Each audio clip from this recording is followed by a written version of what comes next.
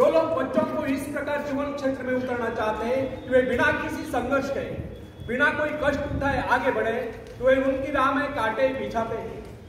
संतान को ऐसा बनाना कि वो किसी भी प्रकार के संघर्ष का सामना करने में अयोग्य हो, तो इसका सीधा अर्थ यह हुआ वे लोग अपनी संतान का भविष्य शुरू से बिगाड़ रहे हैं। संतान को सुख और रईस के झूले में झुलाने वाले माँ बाप संतान के सबसे बड़े दुश्मन होते हैं। दूसरों की तो छोड़ो, वे उसे स्वयं को पहुंचाने की चम्मच या स्वयं को पहुंचाने के कष्ट भी उठाने दे देते। बच्चों को भी समझना चाहिए स्वर्ग जाने के इच्छुक को स्वयं ही मरना पड़ता है, वही जाएगा जो मरेगा नहीं जा सकता। इसी प्रकार जीवन का सच्चा पाएगा जो अपनी मां की शक्ति को पहुंचाना। फ्रेंड्स, यदि आप किसी कार्य में कामयाबी चाहते हो तो उसके पीछे अपनी पूरी शक्ति लगा देना। नवयुवकों का या नवयुवतियों का स्वभाव होता है सड़ना, सीखना, अनुसरण करना। लेकिन अगर उनके अभिभावकों द्वारा या माँ बाप के द्वारा बचपन से इशारे इशाराम देकर उन्हें जीवन संघर्ष के लिए हतोत्साहित किया गया हो, निराश किया गया हो, तो इसका परिणाम यह निकलता है कि वे अकेले चलना ही भूल जाते हैं। उनकी हालत पैसा के ऊपर चलने वाली हो जाती है। फिर तमाम उम्र वे बिना किसी सहारे के चले नहीं पाते। इसलिए फ्रेंड्स, यदि जीवन में कुछ करना चाहते हो, कुछ बनना चाहते हो, तो अपनी सहायता स्वयं करें।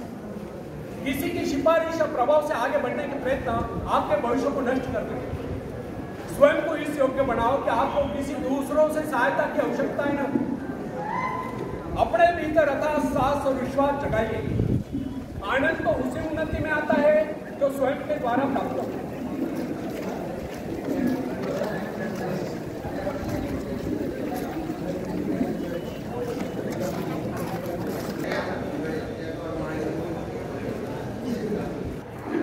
इससे तो मनुष्य की अपनी सारी शक्तियां दम तोड़ देती है, अपनी बुद्धि कुंद हो जाती है। जो दूसरों की सहायता का मोहताज बना रहता है, जो अपना हाथ तक नहीं ला सकता, वो क्या कर सकता है? वो जीवन भर दूसरों का मोहताज बना रहेगा। ना उनमें आत्मविश्वास आता है, ना वे स्वयं के भरोसे आगे बढ़ पाते हैं। उनका तो भविष्य ही अंधकार में छुपा है।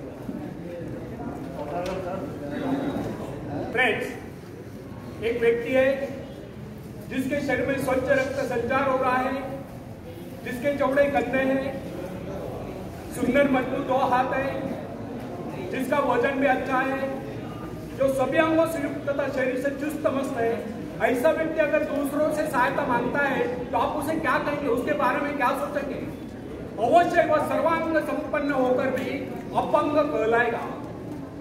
आप ऐसे अपंग मत बनिए, आप सामर्थ्यवान बनकर दिखाइए।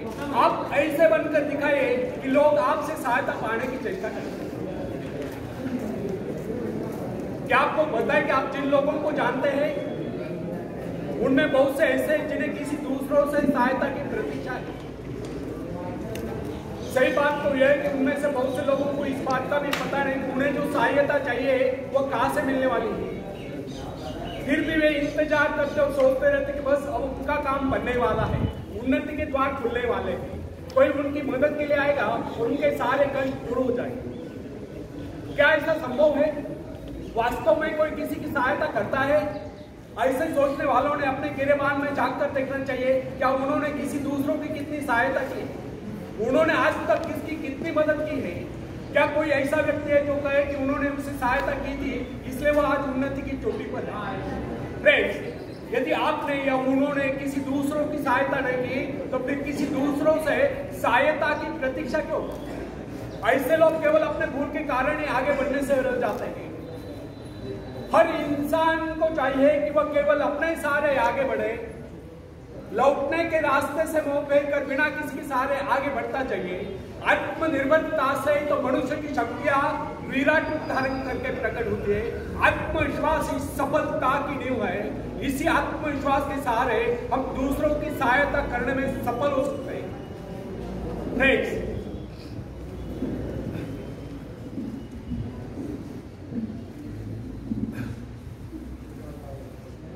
एक शेर सुनाता हूं। बिना मेहनत के तक तो ताज नहीं होते, बिना मेहनत के तक तो ताज नहीं होते। ढूंढ लेते हैं जुगनू अंधेरे में भी मंदिर, ढूंढ लेते हैं जुगनू अंधेरे में भी मंदिर, क्योंकि वे किसी बाहरी रोशनी के मोहताज नहीं होते, वे स्वयं प्रकाशित होते हैं। धन्यवाद।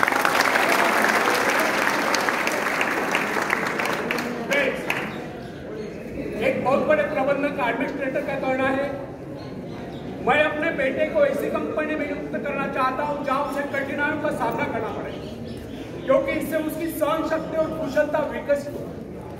यदि मैं उसे अपने कंपनी में रखूंगा तो वो मेरे भरोसे बैठा रहेगा, हर निर्णय के लिए वो मेरा मुंह ताकता रहेगा, उसमें ठहरे हुए पानी की तरह सड़ांग उसको।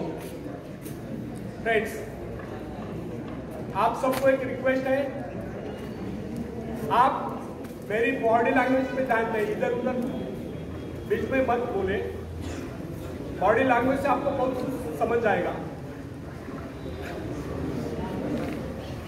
फ्रेंड्स, यदि मैं उसे अपनी कंपनी में रखूंगा तो वो मेरे भरोसे बैठा रहेगा, हर निर्णय के लिए वो मेरा मुंह ताकता रहेगा, उसमें ठहरे हुए पानी की तरह सड़ांग उत्पन्न होगी। आप सभी जानते हैं कि ठहरे हुए पानी पर मच्छर कुंगुड़ाते हैं, तो बहते हुए पानी पर राजहंस तैरते हैं। कितने सुंदर विचार थे उस व्यक्ति के। अगर हर माँ बाप अपने पुत्र या पौत्री के लिए इस प्रकार के उच्च विचार रखते हैं तो वे अवश्य उनके भाग्य विधाता बन जाते हैं। जो माँ बाप अपने बेटों या बेटियों को अधिक लाड प्यार से बिगाड़ देते हैं कि बच्चा जब चाहे स्कूल जाए, जब चाहे छुट्टी कर ले, जब चाहे कॉलेज जाए, जब चाहे छुट्टी कर ले, जब चाहे काम पर जाए, जब चाहे छुट्टी कर ले, तो ऐसे बच्चे भविष्य में कुछ नहीं कर पाते, उनका तो भविष्य ही नष्ट होता है। अपनी शक्ति पर स्वयं ही भरोसा करना पड़ता है, अपने कार्य स्वयं करने वाले ही सफल होते हैं। इसी से मानव के चरित्र का निर्माण होता है।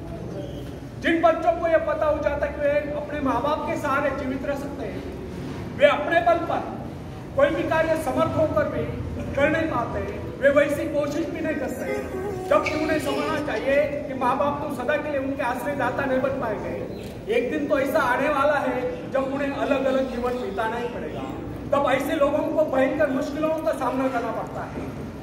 इसलिए फ्रेंड्स, यदि आरंभ से अपने कार्य स्वयं करने की आदत डाली जाए तो यह आदत आपके भविष्य के लिए बहुत ही लाभकारी सिद्ध होती है।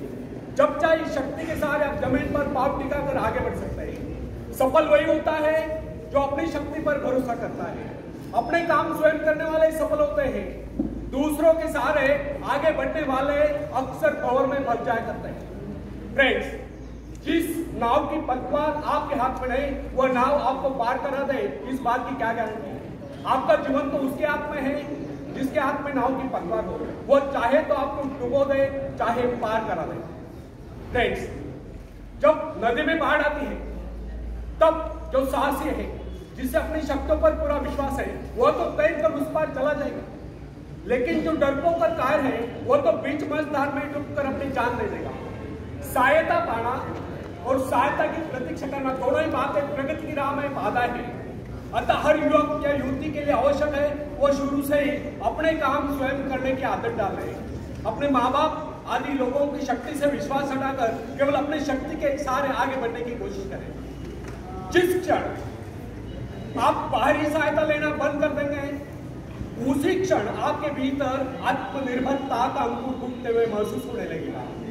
स्वयं कार्य करते समय यदि आप असफल भी हो जाते हैं तो बिना उस असफलता को घबराए तुरंत उस कमी की खोज कीजिए जिसके कारण आपको असफलता मिली, और जैसे आप उस कमी को खोज निकाले तुरंत उसे दूर करने के प्रयास में जुट जाइए।